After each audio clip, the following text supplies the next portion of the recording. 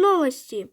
Итак, сегодня у нас новости, которые дневные новости. Мы выпустили мультик «Хаос» вторую часть. Только сегодня, только сейчас он появился, только что, 5 минут назад. Но я не уверен, что 5 минут назад, но все-таки 5 минут назад он появился. Поэтому, смотрите, в прошлой части вышло 164 просмотра. Это много.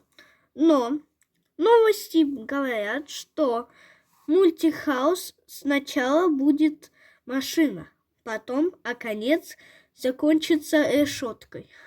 Режиссер Сумин Николай, озвучка Сумин. Это Сумин Николай. Понятно?